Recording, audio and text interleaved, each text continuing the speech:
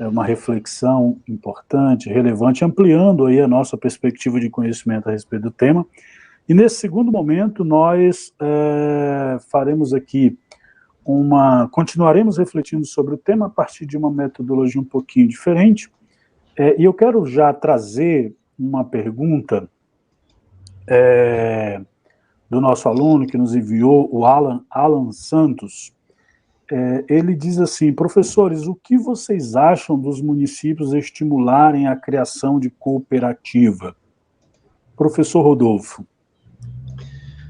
Muito bem, Alan. Então, quando a gente fala da questão da relação, né, do Estado, a gente lembra que o exercício do Estado é sobre um determinado território, né? E falando em território, eu que venho da geografia, eu vou lembrar do Milton Santos, que ele fala da questão do território, né, em termos verticais, o território em termos verticais e o território em termos da horizontalidade, né?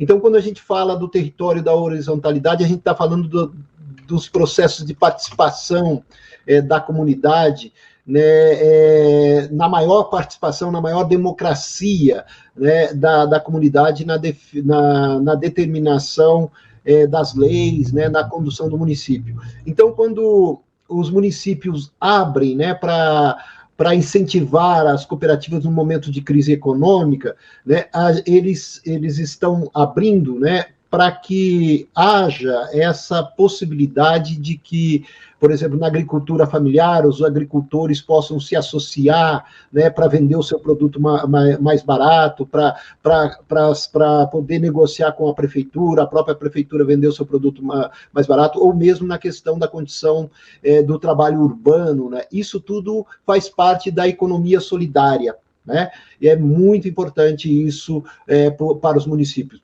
Mas é muito perigoso também quando as prefeituras, né, elas fazem a tal da cooperativa para substituir a mão de obra dos funcionários da prefeitura, né? E isso vem em desencontro com aquilo que o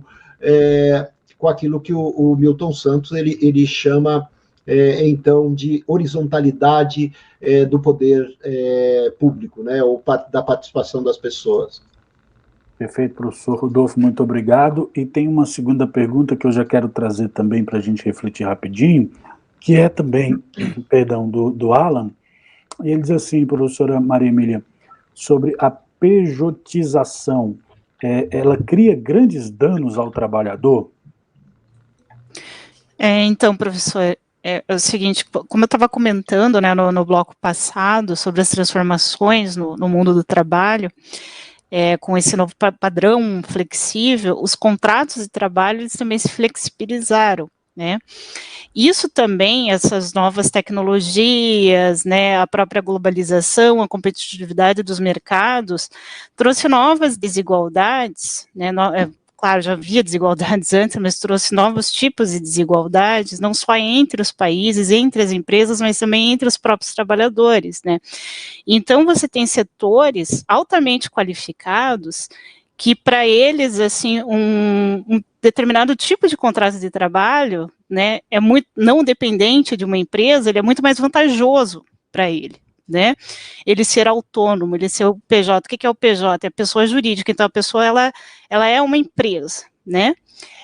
Só que, né, muitos se utilizam disso para fazer a chamada relação de emprego disfarçada, né? Por exemplo, você tem um trabalhador que ele depende, né, de certa forma, ele é empregado de uma empresa, né, ele depende exclusivamente, trabalha exclusivamente para ela, depende dela, mas ele não tem, não goza dos benefícios de estar como empregado, né? Então, ele é autônomo e não é, sabe? Aí que é o complicado, né?